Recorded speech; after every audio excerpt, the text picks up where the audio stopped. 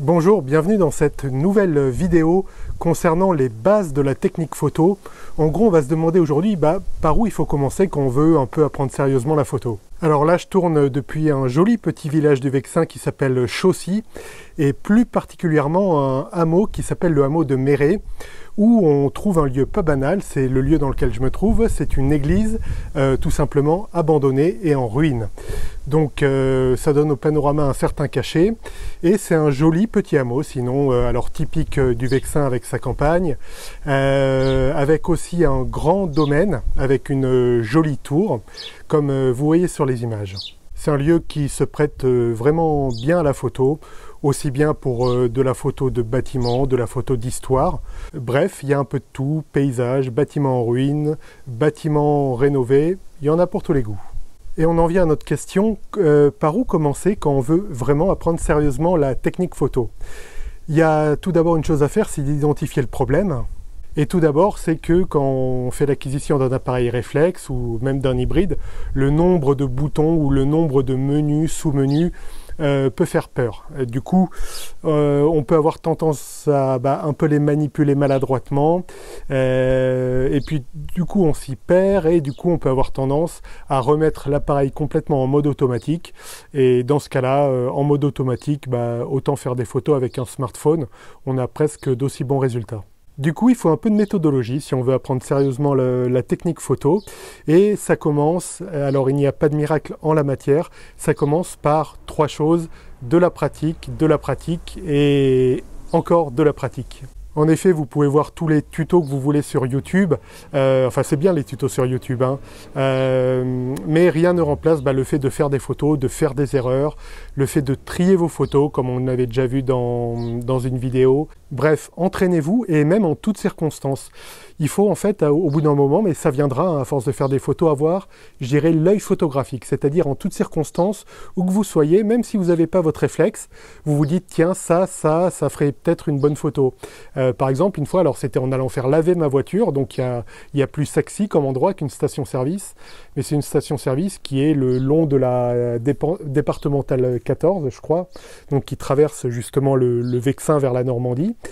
Et il y a un petit bâtiment isolé comme ça que j'avais repéré, et du coup je me suis dit tiens, c'est un bâtiment qui peut être sympa, et du coup j'ai pas perdu l'occasion, j'ai fait une photo alors que j'allais là juste à la base pour laver ma voiture, quoi.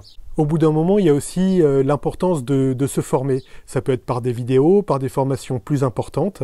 En tout cas, ça permet de gagner du temps, de moins être découragé à tâtonner avec son appareil. Donc la pratique est fondamentale, elle est importante, mais pour éviter de trop tâtonner et de perdre du temps, les formations c'est aussi pas mal. Et justement, on en parle dans un article que vous trouvez en description de la vidéo. Et il y a encore une chose qui est bonne pour votre pratique, c'est de, à terme, connaître par cœur votre appareil photo. Donc ça viendra avec le temps, mais ça passe, s'il le faut, par la lecture du manuel. En général, les appareils sont livrés avec une notice assez brève, assez courte, mais vous pouvez télécharger le manuel complet de l'appareil. Du coup, ça vous évite de galérer, parce que parfois en formation, vous entendez faut régler l'ouverture, faut régler la vitesse, faut régler ceci, cela. Ça s'invente pas en fait. Pour savoir comment trouver ces réglages sur votre appareil, et un formateur peut pas détailler tous les types d'appareils, il y en a trop, pour ça il faut vous reporter à votre notice technique. À terme, il faut presque que la technique disparaisse au profit de l'artistique. Si vous voulez, c'est un peu comme en voiture. Au début, un jeune conducteur, il est surtout attentif au passage de ses vitesses. Est-ce que je suis en deuxième, en troisième, à quel moment passer en quatrième, etc. Et du coup, il fait peut-être moins attention à ce qui est important, c'est-à-dire l'environnement. C'est pour ça parfois que les jeunes conducteurs se fatiguent plus vite au volant et sont parfois plus dangereux que les conducteurs plus expérimentés. Alors qu'un conducteur expérimenté, lui, c'est acquis pour lui la technique. C'est pas qu'il s'en fiche d'être en deuxième ou en troisième vitesse, c'est que c'est acquis. Du coup, une fois ça acquis, il peut se concentrer sur l'artistique. Donc, meilleure est votre technique, plus vite vous vous concentrerez sur ce qui est important, le côté artistique. Maintenant, on peut hiérarchiser avec les choses à maîtriser. La première chose, alors ça paraît bête, c'est quelque chose là qui ne se rattrape pas au traitement, c'est une photo qui n'est pas nette, c'est-à-dire la mise au point. Commencez par faire la mise au point où vous voulez vraiment faire la mise au point. Et pour ça, il faut quitter le mode automatique et plutôt passer dans le mode programme. Alors c'est le mode P. Rassurez-vous, l'appareil va gérer pour vous le couple de vitesse et d'ouverture. Donc l'exposition, l'appareil le gère. En revanche, vous pourrez choisir précisément le collimateur où vous voudrez faire votre mise au point. Ça vous évitera les mises au point parfois un peu aléatoires des modes automatiques, qui est un mode alors qui est techniquement intéressant, mais qui du coup fait parfois une moyenne et fait un compromis. Là, en sélectionnant vraiment le collimateur de mise au point, vous ferez une mise au point précise. Voilà à mon avis la première chose à maîtriser. La deuxième chose, dans l'ordre d'importance, c'est l'exposition tout simplement. Alors vous entendez parler, et à raison, du triangle d'exposition, à savoir vitesse, ouverture et les ISO, qui à eux trois gèrent ce qu'on appelle l'exposition, c'est-à-dire le fait qu'il y a assez ou pas assez de lumière sur votre photo.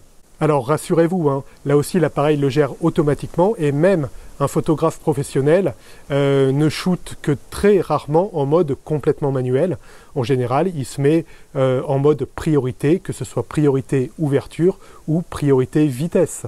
Il vous faudra ensuite vous familiariser avec ce qu'on appelle les contreparties, c'est-à-dire je me mets par exemple en mode priorité ouverture, donc je règle mon ouverture, et pour être bien exposé, l'appareil en conséquence règle la vitesse. Du coup, plus j'ouvre grand mon objectif, moins grande est ma profondeur de champ, et plus j'obtiens les jolis flous d'arrière-plan qu'on peut voir et qui sont appréciés notamment dans les photos de portrait. Il y a aussi les contreparties liées à la vitesse. Là, c'est ce qu'on appelle les effets de filet, avec des vitesses un peu lentes, ou au contraire des vitesses très rapides qui peuvent figer le mouvement, par exemple à partir de 1 millième ou 1/2 millième pour les photos de sport. Voilà donc 1. La mise au point, 2. L'exposition et les contreparties liées à la gestion de l'ouverture et de la vitesse, et 3. Après, vous pourrez progresser ensuite en apprenant notamment tout ce qui est réglage des ISO. À propos des ISO, c'est quelque chose qui est variable et qui permet de pallier parfois une faible luminosité. On en avait parlé dans une des premières vidéos que vous retrouvez dans les fiches. Et enfin, il faut boucler la boucle, et le travail n'est terminé que quand votre photo est traitée comme vous le voulez.